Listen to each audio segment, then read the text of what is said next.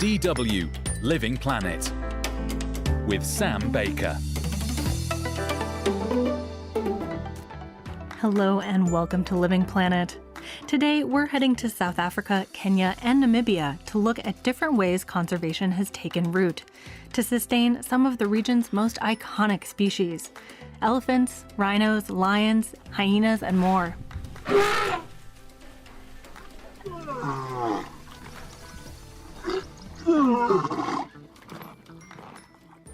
And we'll examine some of the problems with classical models of conservation and what alternatives there are to meet the needs of people who share space with these animals. That's all coming up here on Living Planet. Good to have you with us. One animal that particularly captures the imagination of people around the world is the critically endangered black rhino. Found in some forests and on savannas in Namibia, Kenya, and South Africa, black rhinos now count to more than 5,000, after being poached for many years. A female black rhino reproduces every 2.5 to 5 years, so rebuilding their population can take some time. But there is hope to save these majestic creatures, as DW's Andrew Wasike found out in a community sanctuary in northern Kenya's Samburu region. Now we are tracking the rhinos. We are going for rhino tracking. We went to track the rhino with a calf, and all of a sudden, it was suspicious that we are around. And then it tries to escape, but we tried for the second time, and actually she saw us and she disappeared completely. Yes, Ranger Joseph Losanjero and I just lost the trail of a black rhino we were trying to follow. I am at the Sera Community Conservancy in Samburu, Kenya, on a bright and sunny day, accompanying rangers who are checking up on the Conservancy's rhinos. So far, all our attempts have failed. The rhinos scamper away when we approach. The Rhino Conservancy took in 10 critically endangered black rhinos back in 2015 and since then have helped double that number to 19. That's not counting the current rhino calves, of which there are 4 at the moment. According to the World Wildlife Fund, black rhino numbers have doubled from their historic low of 2,500 in 1995 to around 5,500 today. But that's still a lot less than the estimated 1 million rhinos that once roamed this savanna. I asked Losanjore if they have lost any rhinos at the Conservancy. To my surprise, those they have lost were not due to poaching.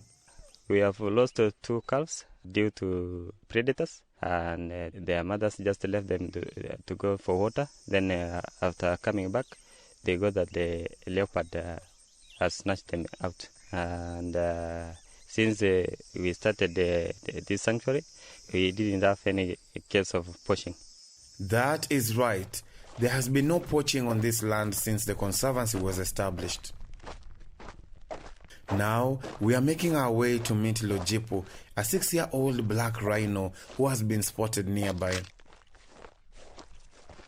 As we approach, Lojipu is feeding on what I first mistook as a bush. His enormous head and squared lips lower to the ground. Lojipu is eating under the watchful eye of his caretaker, 30-year-old Ranger Salome Lemalasia. Lemalasia explains the sumptuous meal the rhino is munching on. Right now, I am here watching over the rhino as it feeds. He is feeding on a mixture of grasses and wild tree leaves. It is only because we are experiencing a drought that we are intervening and feeding him. We will feed him until the rains start falling again. Lemalasia comes from the local Samburu nomadic pastoralist community, a community that was known in the past for hunting wildlife. I started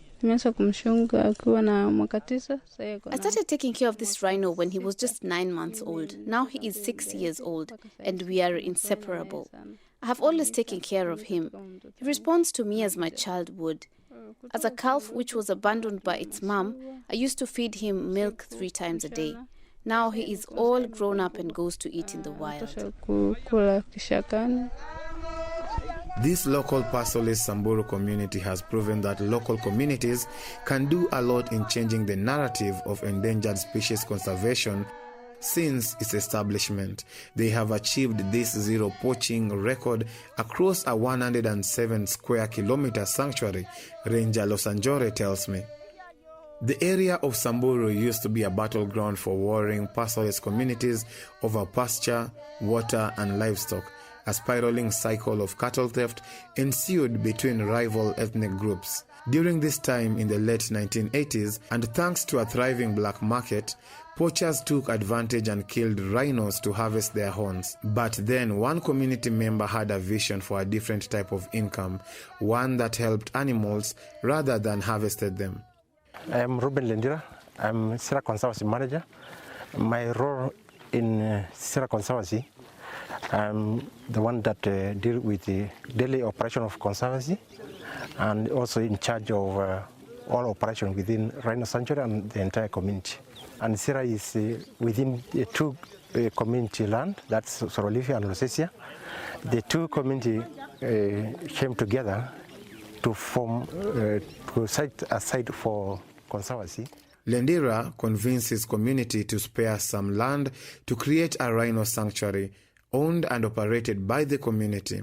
The returns will be employment opportunities and stable revenue for the community. They were able to raise funds from NGOs and obtain security assistance from the government. Today, this community conservancy is part of the Northern Rangeland Trust, an organization run by 43 community conservancies. Working with the Northern Rangeland Trust, the local community here is leading the endangered species recovery while reaping benefits from it through employment and tourism revenue from the Saruni Rhino Lodge that has been erected in the sanctuary. Through conservation, they also are able to get education bursaries for their school-going children up to university, and it also offers security for the greater community and employment. Nearly 90% of the Sierra Conservancy staff, or over 100 local people, have been employed as guards, rangers, drivers, and other staff. This is very unusual, as normally conservancies employ rangers from the Kenya Wildlife Service who are coming from other parts of the country or other communities. Edwin Wanyonyi is the Kenya Wildlife Service Strategist Director. He says that they are also making the lives of rangers more comfortable so as not to overburden them as they conduct their work. There's a new strategy in the entire KWS that we're focusing on housing for rangers. We are focusing on buying them new equipment, be it the firearms, whatever they require, be it the uniforms, be it cold weather clothing, that they can be able to respond at all times.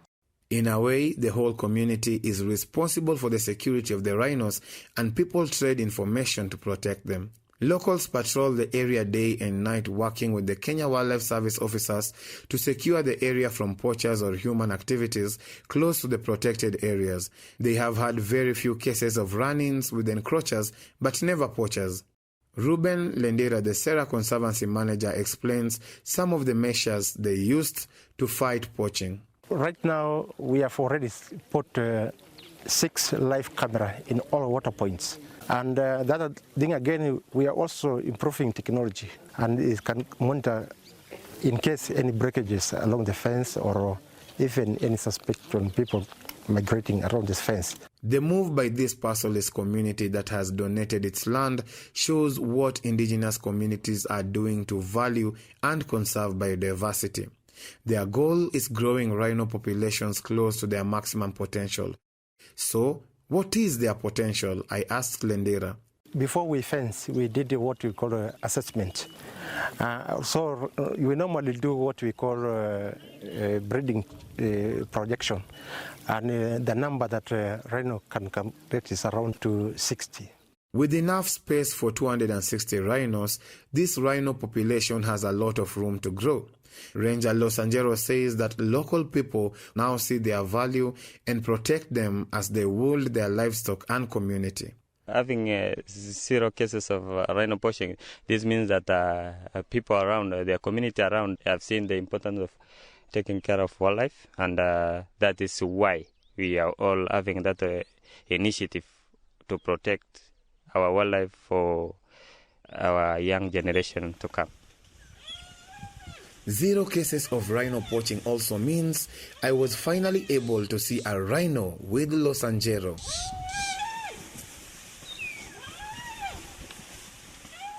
It was a marvelous experience seeing the stocky grey, 6 feet tall and 1.4 tons animal, an experience of a lifetime that I will never forget. Andrew Wasike, DW, Samburu, Northern Kenya. Now, one way environmentalists have sought to fund conservation in recent decades is through tourism. International visitors spending money to go see wild animals they would otherwise only see in a wildlife documentary. Both South Africa and Namibia boast popular vacation destinations that attract North American and European tourists to go on safari. Of course, the pandemic upended this model, as international tourists were often barred from traveling abroad, and domestic tourism didn't amount to enough to fill the gaps. The industry is slowly starting to recover, and some are calling for a strong resurgence of international tourism to fund the conservation of threatened species, while it's leading others to wonder if the tourism for conservation model is broken. This report, filed by Jana Gent, is presented by Elliot Douglas. The tourists who come to South Africa are often looking for one thing: majestic wild animals in their native habitat. The country is considered a dream destination for nature lovers. In 2019, before the COVID-19 pandemic began, more than 10 million travellers came from abroad every year. The dramatic slump in tourists has been crippling for the industry. And it may be bad news for the mammals, birds and marine wildlife that make the area so attractive, says Paula Kahumbu from the African Environmental Fund Wildlife Direct. I think that some of the most obvious things is there's been a drop in the amount of available cash for conservation, which means that many of the protected areas are struggling, I would say, particularly when it comes to the private conservation areas and conservation areas managed by communities that don't depend on state funds. For private reserves, the tourists mean everything. The larger national parks, however, including the Kruger National Park in the country's northeast, are supported by the government. Funding for them was not cut, even during the pandemic when revenues plummeted. Before COVID, the tourism industry accounted for 7% of South Africa's gross domestic product. But the most recent figures showed that the industry contributed only 3%. Megan Carr is part of the EMS Foundation, a Cape Town-based wildlife organisation. She is not expecting a quick recovery. The private reserves have suffered immensely, the ones who have relied or who rely on tourism completely. I think it's going to take years to recover, many, many years. South Africa has extremely fragile ecosystems that are protected by law. In the neighbouring country of Namibia, some 40% of the land area is protected. The Namibian government has already enacted species protection plans for lions and elephants, and strategies are currently being developed to protect rhinos. Aside from ensuring long-term environmental protection, the economic reason for doing this is obvious. Nature reserves are and will remain Namibia's most important tourist attraction, and therefore an important source of revenue.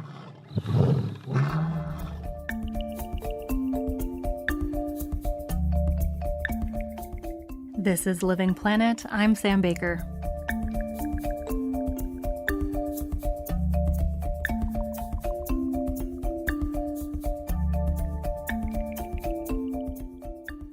Now, not everyone believes conservation efforts and the business of tourism should be so closely linked, including my next guest, Mordecai Ogada, who is quite critical of this practice.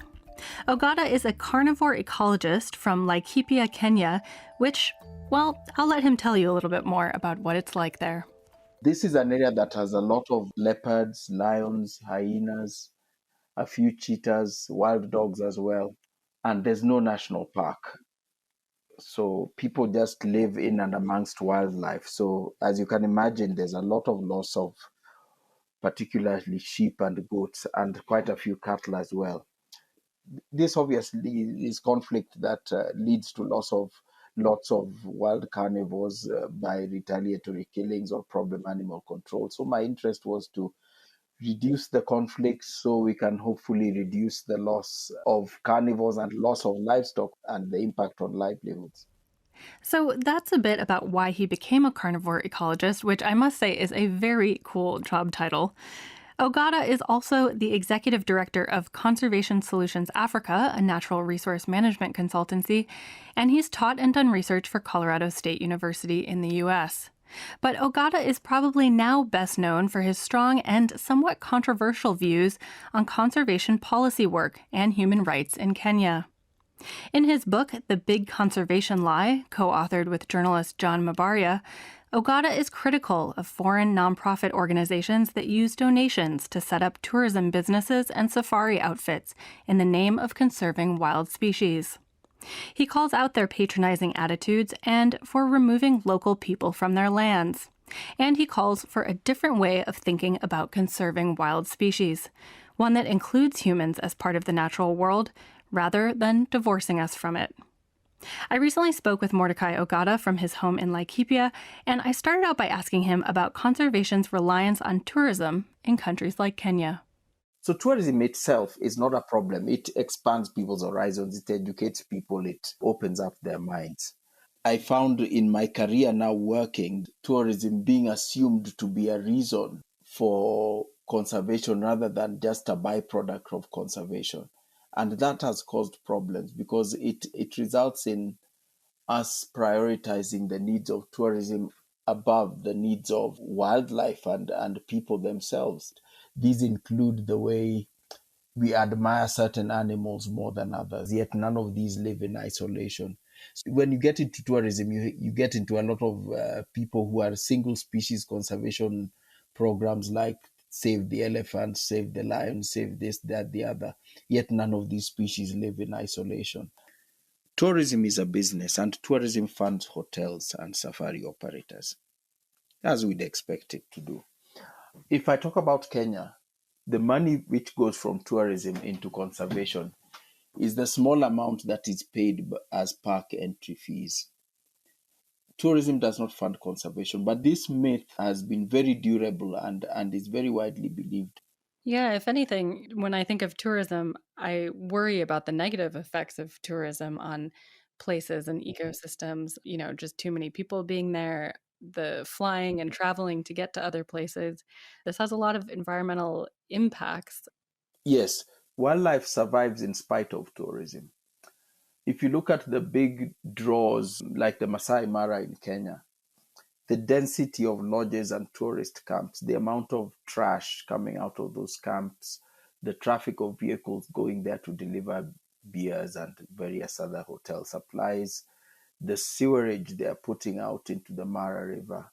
The impacts of tourism are very heavy on the environment. And the other thing is that we forget to mention that the typical tourist who comes on safari tourism to Africa is someone with a very heavy carbon footprint. You see two people flying around in a helicopter because that's what they paid for and that's what the business is. So every business aims to succeed. That automatically means that they'll be seeking the wealthiest, most heavily consumptive tourist because that's where the money is. No one wants to make less money. What do you see as the major problems standing in the way of conservation today in Kenya? The other problem we have is that we seek to drive wedges between resources, wildlife, and people. East Africa is known to be the cradle of mankind. People have evolved with these rangelands, these animals, these rivers, these lakes here over millennia. And I think, I never thought I'd say this, but right now there is too much philanthropic funding for conservation coming into Kenya. It might not be too much in terms of the exact amount, but there is too much coming into too few hands. There's a few organizations that are getting huge amounts of money for which they cannot show need for. So we need to examine the role of NGOs. And so you have these large international NGOs doing work in Kenya. Can you explain a little bit how that looks on the ground, how that structurally works in terms of the work they're doing? Generally, how it looks on the ground is the creation of what we call a conservancy. They're basically conservation or protected areas that are outside the state system, like national parks and government-run reserves.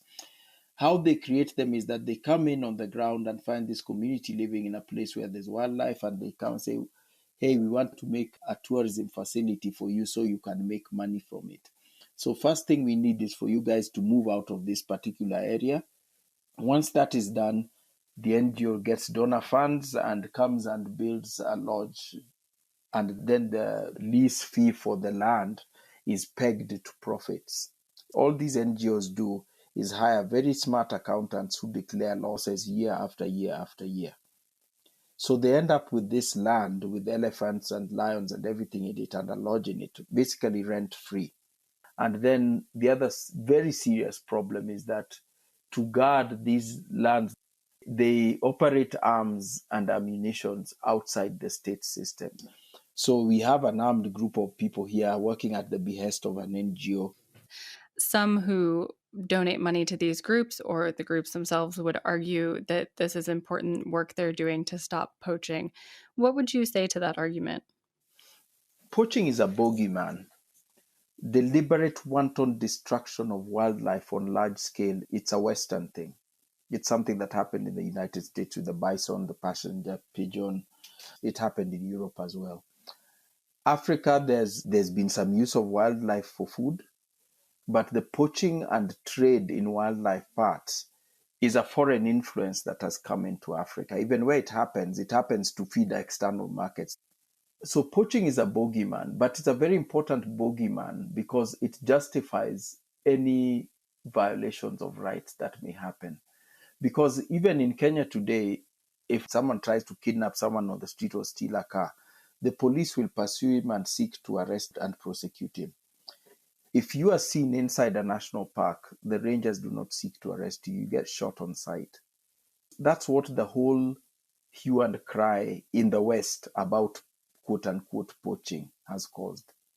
I'm curious, do you think foreign NGOs should be focusing their efforts on other things? For instance, combating climate change, which, of course, we know countries in Europe, North America, and Australia have some of the highest per capita greenhouse gas emissions, or other issues that are global and do still impact wildlife in Kenya and around the world? Yes, I think the biggest single problem today is pollution. I mean, that includes emissions. That's number one problem. And I think these NGOs avoid addressing those because, there's no good optics of emissions. But you cuddling a baby elephant is wonderful optics. And that brings money. And it's all about the money. You hear them talking now about population. They talk about population in Africa. But the crisis is consumption patterns and emissions. And the truth is that a village of a few hundred people in Kenya probably consumes and emits as much greenhouse gas as a family living in England. What is the carbon footprint of the royal family? I mean, Prince William is always going on about population of Africa. The carbon footprint of the royal family, it's massive. And that's what we need to focus on. Looking at some of these issues in how conservation is approached, I'm curious what you think is needed to address these problems. What alternative models are out there for how we should approach conservation? Conservation should be fully handled by Kenya government, if I'm talking about Kenya, because like you look at Kenya Wildlife Service, that's a law enforcement organization. They should handle wildlife crime prevention. Conservation should stand on its own as a duty of the state and of the people that is done even if not a single tourist comes. Conservation has to be treated as a principle and also a field in which logic reigns. Not anyone can be a doctor, not anyone can be an accountant, but it seems absolutely anyone can be a conservationist.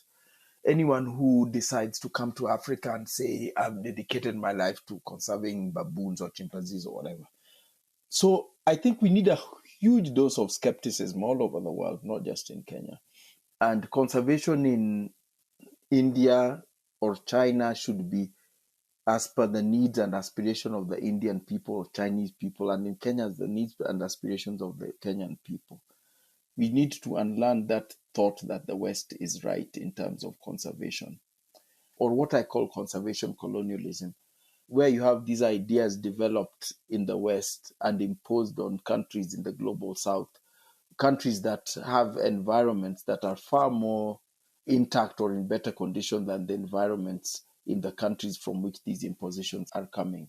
So if you're discussing, let's say, elephant conservation, at that table should be African countries, Asian countries, those that have elephants.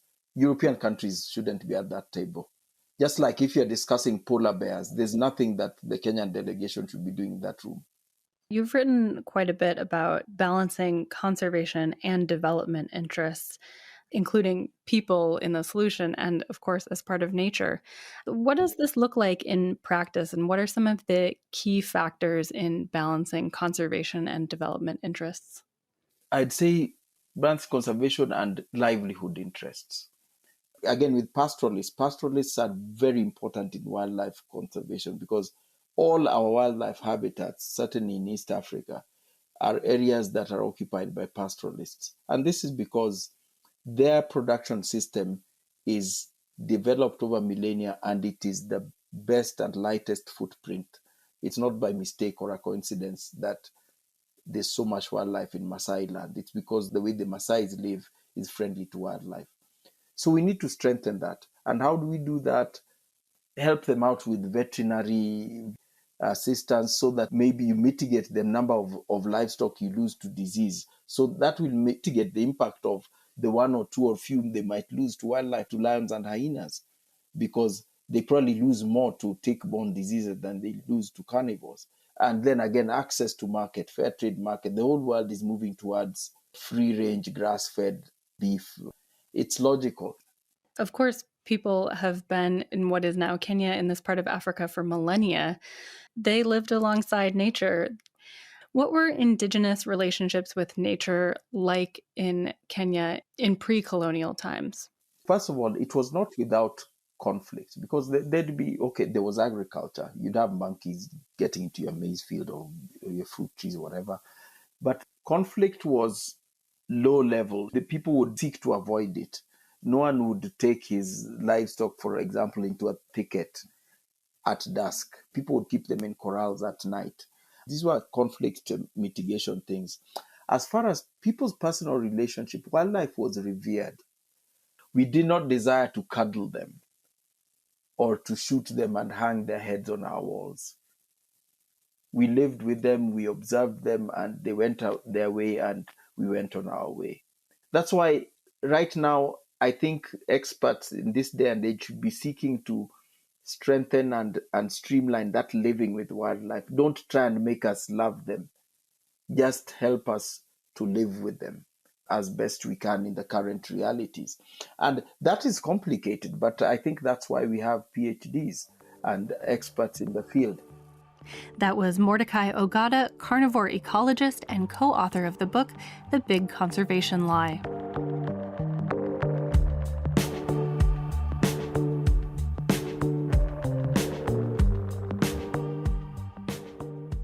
And with that, we come to the end of this week's Living Planet. If you have questions on this topic or any other environment issue, we would love to hear from you. You can get in touch with us at livingplanet@dw.com. Thanks this week to Michael Springer and Ileana Ghilarducci in the studio, and to Evelyn McClafferty for help with production. I'm Sam Baker. Thanks for listening. We'll be back next week with more environment stories from around the globe.